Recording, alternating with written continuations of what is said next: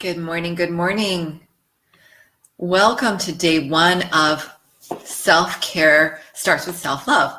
So welcome. It is early 8 a.m. I really appreciate it that you're joining me this morning.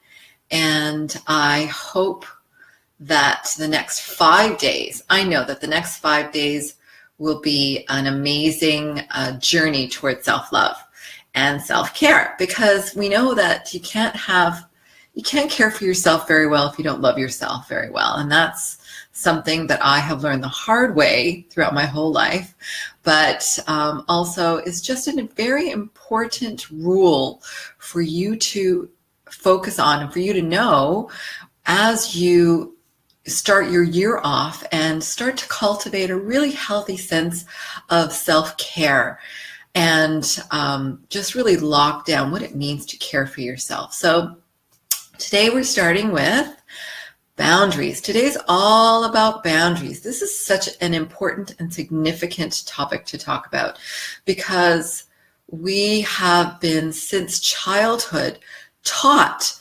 to ignore our boundaries. Like, for example, this holiday was a great example where you'll see that playing out when you have a parent say to a child, "Oh, go on and kiss Auntie May, go on and give her a kiss." And like the child is going, "No, I don't want to, no, go ahead. You're going to hurt her feelings. Go." That is where it starts. Our parents tell us to ignore our boundaries. Our teachers tell us to ignore our boundaries.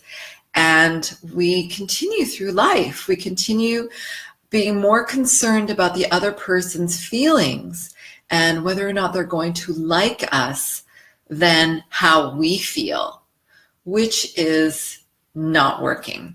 Because when we don't have our boundaries intact, this is where we lose our energy. This is where we lose our sense of self-preservation, our sense of self-love, basically. And we constantly compromise ourselves time and time again when we ignore our boundaries. So let's talk about what boundaries are exactly. So we of course have physical boundaries. We know what those are. We have our offices, we have our apartments, we have our homes, we have our private rooms. We create boundaries with our cars. Some people I know, which is a good practice, create an energetic 3-foot boundary, like they just don't want people coming close to them, which is another topic altogether. But just remaining sort of buffered between people, that's a good way of creating your boundary too, and acknowledging that you have this energetic buffer, which is essentially your aura, your field of energy and love field.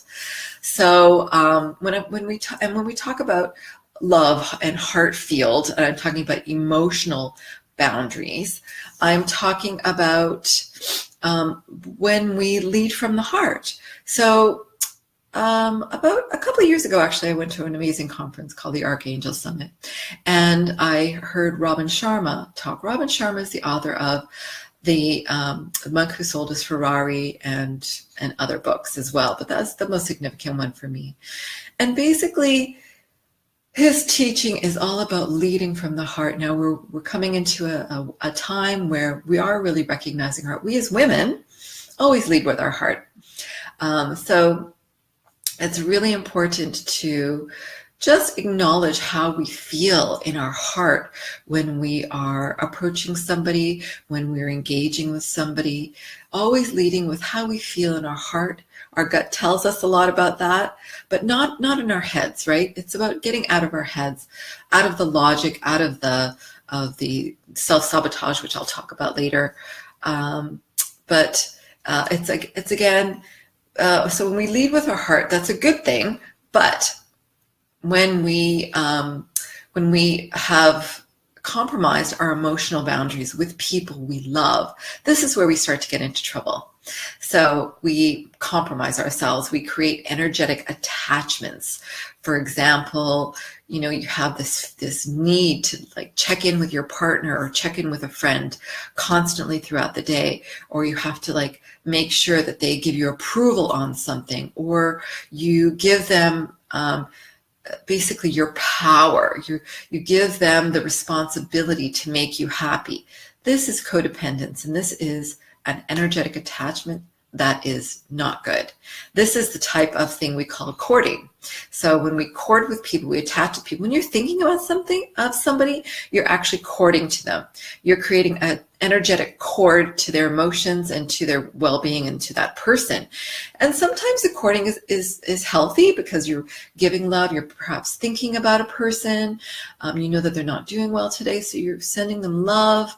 That's okay. But what I'm talking about are those types of courtings that are emotionally sucking you dry. So, again, so either you're courting to somebody or they're courting to you, and you're feeling depleted. You feel like you're obliged to check in with them. You're obliged to make sure they're okay throughout the day, or vice versa. Okay, that's called courting, and that's very unhealthy. And this is the type of thing that we need to be aware of, as well as how we feel in our heart about certain things. So, with all that definition, my challenge for you today is notice when you have an unhealthy attachment to someone in your life. Anyone. It could be a colleague, could be a partner, could be a friend. Notice how it manifests. Are you constantly making the plans, for example? Are you the one who's always starting the conversation? Are you always offering advice or solutions to ease their problems? And that, again, like I said, is unhealthy courting. So practice when you're with those types of people, or with those in those situations. Practice not offering solutions. Practice just being present for them. If there's an issue, try not to solve their problems for them. Try not to create a solution without them asking for your help. So that's the difference. So if they ask for your help, that's okay. That's a healthy transaction. And then you can offer your help. But when you're eager to jump in, and before they even ask for help, that's courting. So notice how that happens today, and then notice, stop yourself from doing it if you have an impact or a need or an impulse to do it. And then notice how at the end of the day you have more energy than you normally do, because that's called preserving your energy, and that's creating healthy boundaries. So now when you start doing that more often, time and time again, you will see you're not feeling depleted. You're not feeling like you don't want to be with that particular person, or remove yourself from a situation, or even remove yourself from an event. Creating those energetic boundaries, making sure you don't court to people, making sure they don't court to you. And just notice how you feel at the end of the day.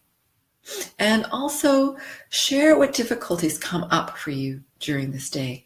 So I'm here all day, off and on Facebook. If you are finding something that comes up for you and you're having a difficulty around it, please share, because this is the environment to do it. This is a safe place. And I invite you to just reach out to me, reach out to the group. Anybody can comment. Of course, this isn't just a one-way conversation. We're creating a beautiful environment of support and self-love and love, of course. Okay, so notice those courting situations. Notice how you can create your boundaries around people you love, people in your life, and notice how at the end of the day, you have more energy and you actually want to be with that person. Okay, hello everyone. Thanks for being with me today. And have an amazing day. Okay, and I will see you tomorrow morning at 8 a.m. for day 2. All right, have a great day. Bye-bye.